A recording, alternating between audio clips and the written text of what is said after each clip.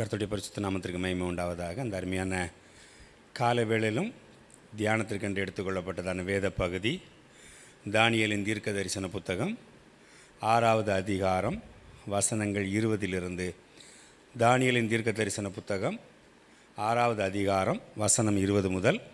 ராஜா கெபியின் கிட்ட வந்தபோது துயர சத்தமாய் தானியேலை கூப்பிட்டு, தானியேலே, ஜீவனுள்ள தேவனுடைய தாசனே, நீ இடைவிடாமல் ஆராதிக்கிற உன் தேவன் உன்னை சிங்கங்களுக்கு தப்புவிக்க வல்லவராய் இருந்தாரா என்று தானியேலை கேட்டான்.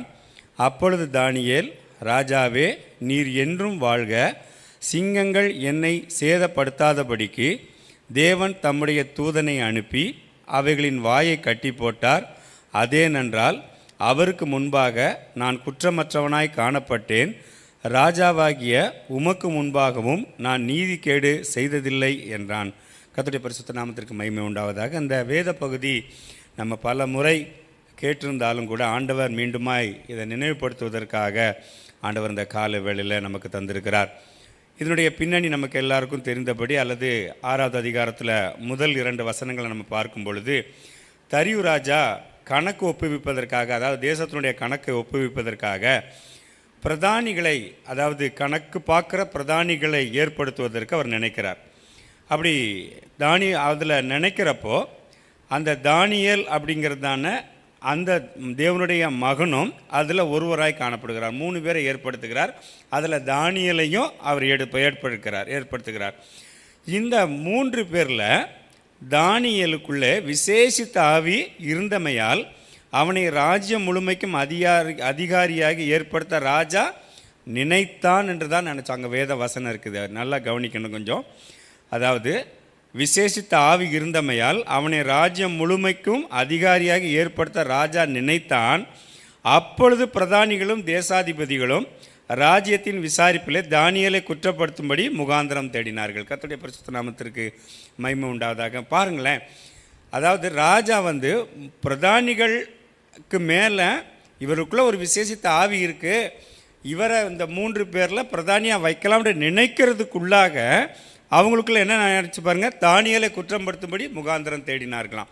இப்படி தான் கர்த்தருடைய பிரியமான பிள்ளைகளை, நம்முடைய வாழ்க்கையிலே அப்படி தான். நமக்குள்ள ஆண்டுடைய ஆவி இருக்கும் பொழுது தேவையில்லாமல் குற்றப்படுத்தும்படி முகாந்திரத்தை இன்றைக்கு உலகம் பிசாசு தேடிக்கொண்டு தான் இருக்குது.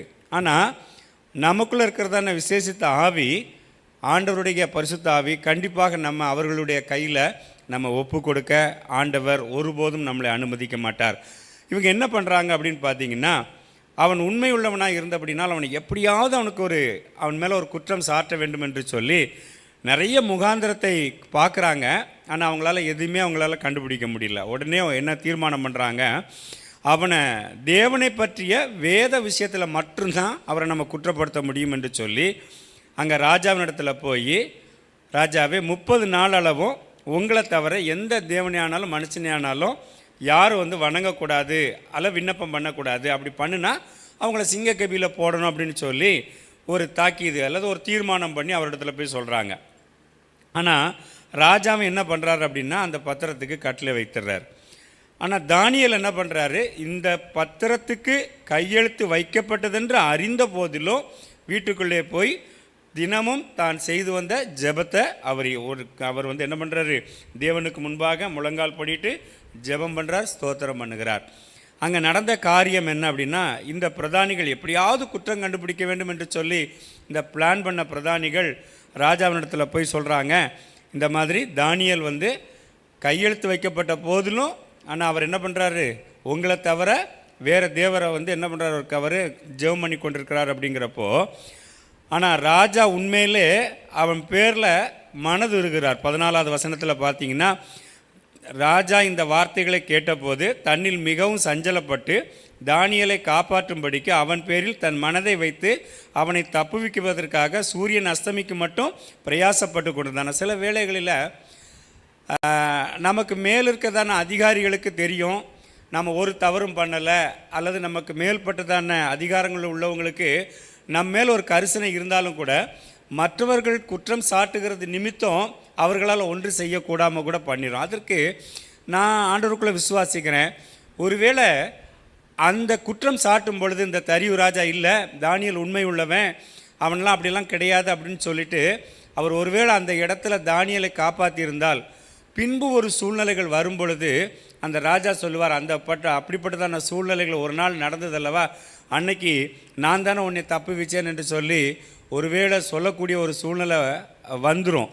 அதனால தான் ஆண்டவர் எப்பொழுதுமே அந்த விசேஷித்த ஆவி நமக்குள்ளே இருக்கிறபடினால எந்த ஒரு மனிதனையும் நம்மேல் ஆளுகை செய்ய விடவே மாட்டார். கர்த்தர் ஒருவனே அவனை வழி நடத்தினார், அந்நிய தேவர்கள் அவனோடு கூட இருந்ததில்லை என்று சொல்லப்பட்ட வண்ணமாக கர்த்தர் ஒருவர் மாத்திரம்தான் நம்மளை நடத்துவார்.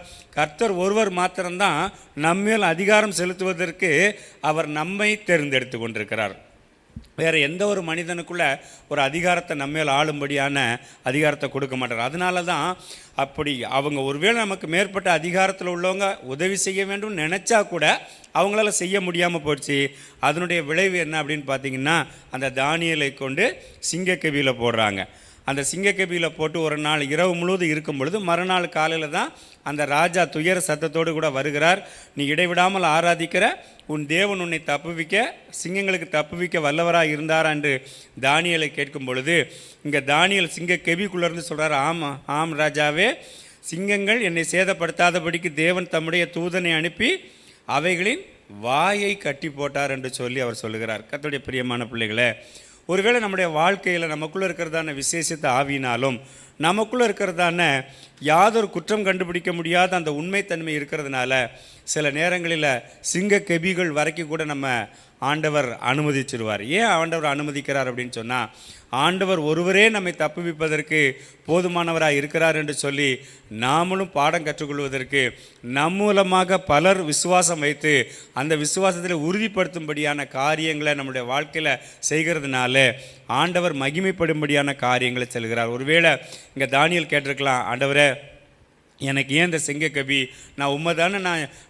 நான் ஆராதிக்கிற தேவன் தானே, நான் இடைவிடாமல் ஜெபம் பண்ணுகிறேன் தானே, நீங்கள் ஏன் எனக்கு இந்த மாதிரி, நான் எல்லாவற்றிலும் நான் உண்மை உள்ளவனாக தானே இருக்கிறேன், எனக்கு ஏன் இந்த சிங்கக்கவின்னு கூட ஒருவேளை கேட்டிருக்கலாம். ஆனால் ஆண்டவர் அதற்கெல்லாம் பதில் சொல்லலை. ஆனால் ஆண்டவர் பதில் சொன்ன இடம் என்ன அப்படின்னு பார்த்தீங்கன்னா, அந்த சிங்கக்கவியில் தான் போய் பதில் சொன்னார். அது மாத்திரமல்ல, இரவு முழுவதும் அந்த சிங்கங்களுக்கு கட்டளையிட்ட தேவன் அவர் தப்புவிக்க வல்லவராக இருக்கார். எப்படி தப்புவிக்க வல்லவராக இருக்கிறார்? ஒருவேளை அன்றைக்கு ராஜாவுக்கு இரவு முழுவதும் தூக்கம் வரல, அப்படி தான் அங்கே வேத வசனம் சொல்லுகிறது. தூக்கம் வர அவன் நினச்சிருப்பான், ஐயோ சிங்கம் ஒருவேளை அந்த மகனை கொண்டிருக்கலாம் அல்லது, ஆனால் அவனுக்குள்ள ஒரு விசுவாசம் இருந்தது. அதாவது என்ன, நீ இடைவிடாமல் ஆராதிக்கிற உன் தேவன் உன்னை தப்புவிப்பார் என்று சொல்லி தான் அந்த சிங்கக்கவிக்குள்ளே அனுப்புகிறான். ஆனால் அவனுக்குள்ளே பல கேள்வி இருந்திருக்கும். எப்படி ஆண்டவர் தப்புவிக்க போகிறாருன்னு தெரியலையே, அல்லது எப்படி இந்த சிங்கம் அவனை கொண்டிருக்குமோ, அதில் என்ன பண்ணியிருக்குமோ தெரியல, அவனுக்குள்ளே பல கேள்வி இருந்திருக்கும். ஆனால் அந்த கெபியின் அனுபவத்தில் தானியேலுக்கு மட்டும்தான் தெரியும், என் தேவன் அவைகளுடைய வாயை கட்டி போட்டார் என்பது தானியேல் ஒருவருக்கு தான் தெரியும். அதே போல் ஒருவேளை இப்படிப்பட்டதான ஒரு பழி சொல்லுதல் அல்ல குற்றஞ்சாட்டுதல் மற்ற காரியங்களுக்கு நம்முடைய வாழ்க்கையில் ஒருவேளை சில நேரங்களில் நம்ம அந்த மாதிரி அந்த பாதைகளில் போனாலும் கூட தேவன் அற்புதம் நமக்காக செய்வதற்கு அவர் போதுமானவராக இருக்கிறார். அதனால தான் சொல்கிறாரு, என்னை சிங்கங்கள் சேதப்படுத்தாதபடிக்கு அவைகளுடைய வாயை கட்டி போட்டார் என்று சொல்லுகிறார். அதாவது இரவு முழுவதும் தானியேல் விசேஷித்த ஆவி மாத்திரமில்ல, தானியேல் ஒரு வாலிபனாக இருந்தபடினால ஒரு வாலிபன் உள்ள கெபிக்குள்ளே இருக்கிறாரு. அங்கே சிங்கங்கள்னு போட்டிருக்கு. எத்தனை சிங்கம் இருந்ததோ தெரியல, 1 இருந்ததோ 2 இருந்ததோ 10 இருந்ததோ என்னன்னு தெரியல. ஆனால் அத்தனைக்கும் கமெண்ட் ஆண்டவர் கொடுக்கல, அவ்வளோதான். அது விடிய விடிய பார்த்துக்கிட்டப்போ அது எவ்வளோ பெரிய ஆச்சரியமான கற்பனை பண்ணி பார்த்தா, ஒரு ஃபுட்டை வச்சுட்டு அது சாப்பிடாமல் இருக்குன்னா அது எவ்வளோ பெரிய விஷயம். அதுவும் மணிக்கணக்காக, அதாவது ஒரு 10 நிமிஷம் 5 நிமிஷம்னா பரவாயில்ல, மணிக்கணக்காக இரவு முதல் காலை வரைக்கும் அது அப்போ எவ்வளவு கண்ட்ரோலில் எல்லாவற்றையும் ஆளுகிற தேவனுடைய கரத்தில் அத்தனை கண்ட்ரோலும் இருக்கிறபடினால அந்த சிங்கங்கள் தானியேலை சேதப்படுத்தாதபடி அவைகளுடைய வாயை கட்டி போடுவதற்கு நம்முடைய ஆண்டவர் போதுமானவராக இருந்தார். ஒருவேளை இந்த கால வேளையில், ஆண்டவரே நான் உண்மையாக தானே இருக்கிறேன், எனக்குள்ள ஒரு விசேஷித்த ஆவி, உம்முடைய ஆவி இருக்கிறது, ஆனாலும் கூட வேலை செய்கிற இடங்களிலோ அல்லது வேறு இடங்களில் எங்களை குற்றப்படுத்தும்படி முகாந்திரத்தை தேடி என்னை பழி சொல்கிறார்கள் என்று சொல்லி ஒருவேளை நீங்கள் நினைத்து கொண்டிருந்தீங்களா, ஆண்டவர் அவர் சிங்கக்கவியில் நீங்கள் போனாலும் கூட அதை அவர் தப்பிவிப்பதற்கு அவர் போதுமானவராக இருக்கிறார். இதே போல் இன்னொரு சம்பவத்தை நம்ம எடுத்து பார்க்கும் பொழுது 2 சாமுவேல் புத்தகத்தில் 15வது அதிகாரத்துக்கு நம்ம வரும் பொழுது இங்கே தாவீதுக்கு விரோதமாக தன்னுடைய மகன் அங்கே அப்சலோம் எழும்பி தன்னை ராஜாவாக டிக்ளேர் பண்ணிடுறார். ஆனால் இந்த ராஜா என்ன பண்ணி கேட்கும் பொழுது அவர் என்ன பண்ணுறார் அப்படின்னா, அவர் ஐயோ நம்ம இங்கே இருந்தால் நம்மளை கொலை பண்ணிடுவாங்கன்னு சொல்லிட்டு அவர் அந்த இடத்த விட்டு கடந்து போகிறார். இப்படி கடந்து போகும் பொழுது அங்கே ராஜாவுடைய காலத்தில் அப்சலோம் அதாவது அகித்தோப்பேல்ங்கிறதான ஒரு மனிதன் இருக்கிறான். அவனுடைய ஆலோசனை பார்த்தீங்கன்னா தேவ வாக்கை போல் இருந்தது என்று சொல்லி அங்கே வேதம் சொல்லுகிறது. இப்போ இந்த அப்சலோம் கூட, அவருடைய மகனாகி அப்சலோம் கூட இந்த அகித்தோப்பேல் சேர்ந்து ஒரு அருமையான ஒரு ஆலோசனை சொல்கிறார். அவனுடைய தகப்பன் இரவில் இங்கே தங்கி இருப்பார், இங்கே படுத்திருப்பார், நம்ம போய் என்ன பண்ணலாம், போய் அவரை வெட்டிட்டு வந்துடலாம் அப்படின்னு சொல்லும் பொழுது அங்கே என்ன நடக்குது அப்படின்னு பார்த்தீங்கன்னா, பெர்ஃபெக்டான அந்த ஆலோசனை சொன்னாலும் கூட அங்கே ஆண்டவர் ஊசா என்கிறதான ஒரு மனிதனை எழுப்பி அந்த நேரத்தில் அகித்தோப்பேலுடைய ஆலோசனை கெட்டு போக பண்ணும்படியாக அங்கே அப்சலோம் சொல்கிறார், இல்லை ஊசா இடத்துல ஒரு வார்த்தை கேட்போம் அப்படின்னு சொல்லும் பொழுது, நாங்கள் இன்னென்னப்படி அகித்தோப்பேல்கிட்ட கேட்டோம், அகித்தோப்பேல் இந்த மாதிரி ஆலோசனை சொன்னால் நீர் என்ன சொல்லுகிறேன்னு சொல்லும் பொழுது அங்கே ஊசாய் மூலமாக ஆண்டவர் அற்புதம் செய்கிறார். அங்கே அதனுடைய பிளானையே அவன் மாற்றி சொல்கிறான், இல்லை உங்கள் அப்பா கூட நிறைய போர் வீரர்கள்லாம் இருப்பாங்க, நீ இப்படியெல்லாம் போனால் தப்பி வைக்க முடியாது, நீ தான் போகணும் யுத்தத்துக்கு அப்படின்னு சொல்லிட்டு அங்கே அந்த ஊசாய் என்ன பண்ணுறாரு, தாவீதிடத்தில் ஆள் அனுப்பி இப்படி அகித்தோப்பேல் ஆலோசனை சொல்லியிருக்கிறான், அப்சலோம் என்கிட்ட கேட்டால் நான் இந்த மாதிரி ஆலோசனை சொல்லியிருக்கிறேன், நீங்கள் வேகமாக கடந்து போயிருங்கன்னு சொல்லி அங்கே என்ன பண்ணுறாரு, அங்கே கடக்க பண்ணுகிறார். தப்பு வைக்கிறதற்கு அங்கே ஒரு பிளான் பண்ணுறாரு. அதே போல் தாவீதும் கூட அங்கே தப்பு வைத்து கொள்கிறார். தன்னை அந்த இடத்த விட்டு கடந்து அந்த இரவு முழுவதும் அந்த இடத்த விட்டு கடந்து அவர் தப்பு வைத்து கொள்கிறார். அப்போது சில நேரங்களில் முதலாவது நான் சொன்னேன், கர்த்தருடைய பிள்ளைகளுக்குள்ளே இருக்கிறதான விசேஷித்த ஆவி இருக்கும் பொழுது ஆண்டவர் சில மேற்பட்ட அதிகாரங்கள் நமக்கு உதவி செய்ய வேண்டும் என்று நினைத்தாலும் கூட உதவி செய்ய முடியாதபடி சூழ்நிலைகள் மாறிடும். இந்த இடத்துல பார்க்கும் பொழுது சில நம்ம கூட இருப்பாங்க, நம்ம கூட ஆலோசனை சொல்லியிருப்பாங்க, ஆனால் சில நேரங்களில் நமக்கு எதிரியாய் மாறும் பொழுது தேவன் நமக்கு உதவி செய்யும்படியான ஆட்களை எழுப்பி நம்மை தப்புவிப்பதற்கு அவர் போதுமானவராக இருக்கிறார். அங்கே தானியேலை தப்புவிப்பதற்கு ஆண்டவர் சிங்கங்களின் வாய்களை கட்டுவித்தது போல இங்கே அகித்தோப்பேலின் ஆலோசனையை ஆண்டவர் அபத்தமாக்கும்படி ஒரு ஊசா என்கிறதான ஒரு மனிதனை எழுப்பி அங்கே தாவீதை தப்புவிக்கிறதற்கு நாம் பார்க்கிறோம்.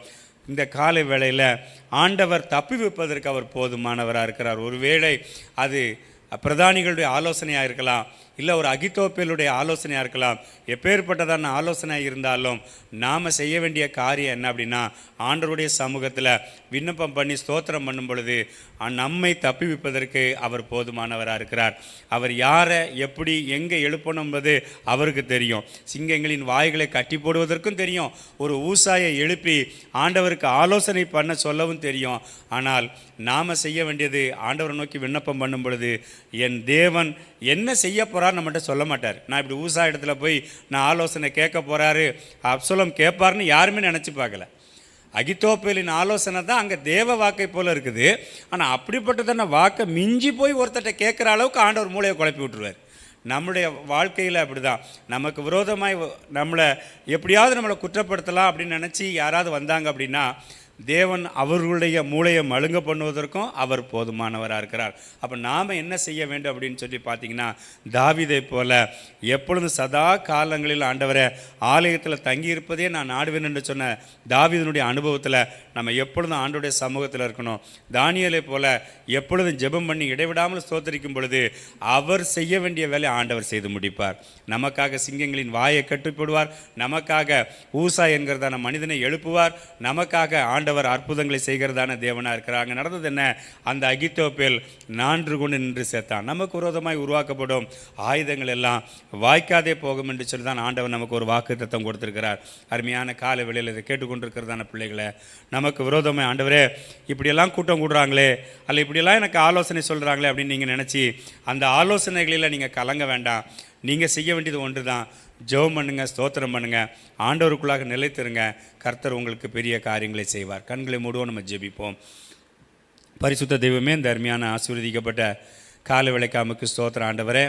ஆண்டவரே எங்களை தப்புவிப்பதற்கு நீர் வல்லவராக இருந்தாரா என்று சொல்லி கேட்கும் பொழுது, ஆம் ராஜாவே, எங்களை தப்புவிப்பதற்கு அவர் வல்லவராக இருந்தார். அதேனென்றால் சிங்கங்களின் வாய்களை கட்டி போட்டது மாத்திரமல்ல ஆண்டவரை நான் உமக்கு முன்பாகவும் ஆண்டவருக்கு முன்பாக நாங்கள் நீதிகேடு செய்ததில்லை என்று சொல்லப்பட்ட வண்ணமாக நாங்கள் நீதிகேடு செய்யாத ஒரு வாழ்க்கை வாழும் பொழுது எங்களுக்கு விரோதமாக எத்தனை ஆலோசனைகள் வந்தாலும், எங்களுக்கு விரோதமாக எத்தனை பிரதானிகள் எழும்பி வந்தாலும், அத்தனை ஆலோசனைகளும் பிரதானிகளையும் என் தேவன் ஆண்டவரை கொன்று போடுவதற்கு எப்படி அந்த பிரதானிகளுடைய குடும்பத்தை தூக்கி கெபியில் ராஜா போட சொல்லும் பொழுது அந்த பாதி கெபியில் வருவதற்கு முன்பாகவே சிங்கங்கள் அவர்களை பாய்ந்து எப்படி அவர்களெல்லாம் கொன்று போட்டதோ, அதே போல் ஆண்டவரை எப்படி அகித்தோப்பேலின் ஆலோசனை அபத்தமாக விட்டது என்று சொல்லி அவன் நினைக்கும் பொழுது எப்படி அவன் நான்று கொண்டு நின்று செத்தானோ, அதே போல் அப்பா நாங்கள் அந்த முடிவை எங்களுக்கு ஆண்டவரை காணாதபடி நாங்கள் இடைவிடாமல் ஆராதிக்கணும் எங்கள் தேவனை.